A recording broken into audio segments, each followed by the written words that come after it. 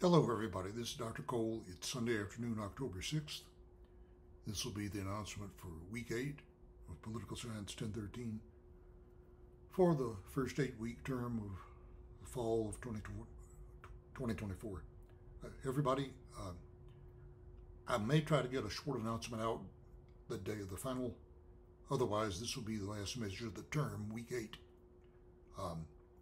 Just to go over some important things. Term papers, if you were doing one, are due Thursday, October 10th. Let's see, Monday 7th. That's right. Thursday the 10th. And then the final will be Saturday the 12th for 24 hours, 50 items, units 7 and 8, plus some articles to read. Same format as in the past on the first 3 exams.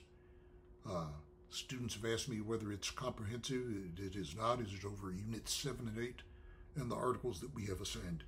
I believe that was one over members who were retiring from Congress, one about the Senate filibuster, and then on the Supreme Court, one about Chief Justice Roberts, and one about Justice Barrett. Okay, so 4 things to read. Expect 10 or 15 items on those, and the rest on units 7 and 8. Okay, and don't forget those dates, the 10th and the 12th, the 10th for the paper, the 12th for the final exam, and then grades are due Monday the 14th. Okay, everybody, so you have until Saturday to look at the class notes for Unit 8 on Congress. There's quite a bit of material there. I might mention we've been sending these links announcements out for every unit.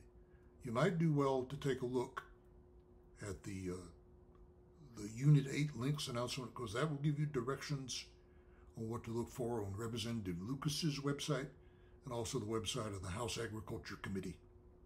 And it would be good to take a few minutes at least to bring up those links and poke around those sites, and hopefully you will learn a little something there about members, what they do, and the committees on which they serve. Now, looking at those class notes, one thing we try to do at the very beginning is try to be sure that everyone knows who their representatives are. Okay, your 2 senators, and especially your member of the House of Representatives, because if you ever need a member of Congress, and more than likely will be someone on the member's staff, to intervene on your behalf, your first stop generally is going to be with your House member, because they have maybe a more manageable load than the senator, both of them who will be responsible for the whole state. So people will start out with their House member. So we've included all the representatives for the Oklahoma Panhandle area and representatives for the states bordering on the Panhandle. So I hope that most everybody in our student body taking the course will be able to glean who their representative is, their House member and their 2 senators, from those notes. Now, beyond that, everybody, the Congress notes basically are divided into 2 parts. The first, we might say, has to do with members and their dealings with their constituents, because their job is to represent. We talk a little bit about elections, and we talk far more about House members than senators, because there are so many more House members. One thing you will notice that I emphasize is when a member gets to the House, generally that individual is safe in his or her seat for about a decade. And we mentioned some of the reasons why, and some of the reasons that might bring a member's career to his or her end. There are things that members do to perpetuate themselves in office, and be sure you're familiar with the terms casework and pork barrel. Okay. If you ever have to contact your member's office, it may be to ask that member to open a casework file for you. Okay. So do be familiar with those terms. Okay. We shift gears at that point, and we look at the workings of Congress within Washington, D.C. on Capitol Hill. We talk about the major leadership positions in the House and Senate as a whole. Remember, it is along party lines. The organization is on. There's a majority and minority structure in each chamber. The Speaker of the House at this time is Mr. Mike Johnson, a Republican from Shreveport, Louisiana. We talk about the committee system. There are a few more committees in the House than in the Senate. You have budget and finance committees in each chamber. Then you have appropriations in the Senate and ways and means in the House. They're very similar. Then you have various areas of the government that the committees deal with. For instance, there's an agriculture committee in each chamber dealing with the USDA. And as you look at that list of committees, you find it parallels very much the structure of the bureaucracy.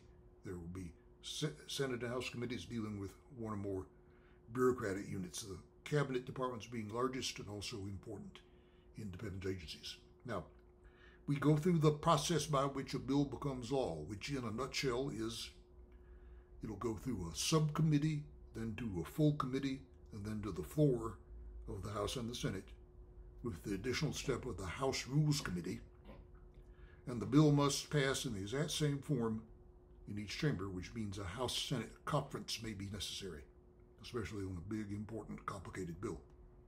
Now, we mentioned many people think the committee system has become weaker in recent years because of the stark division in the House and in the Senate.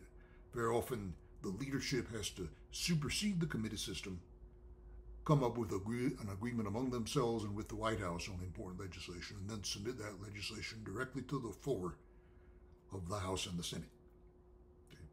Okay. Be familiar with such terms as filibuster in the Senate. You have a reading about that.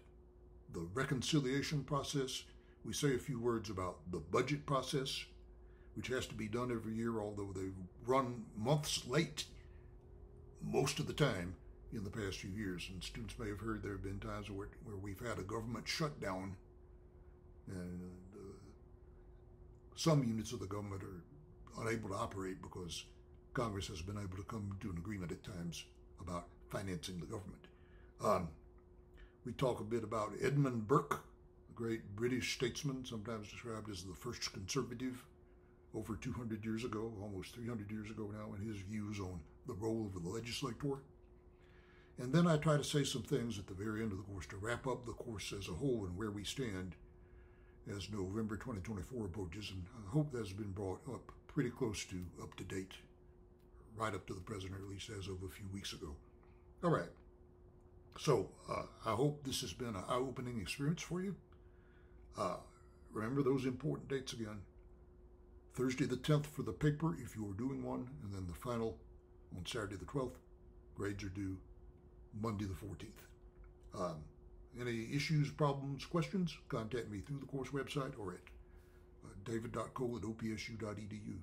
And so we may try to get a short message out before the final, otherwise this will be it for the first 8 weeks of the fall term of 2024. Good luck, study hard, and hope you've enjoyed it this fall term, the first 8 weeks of 2024. Take it easy.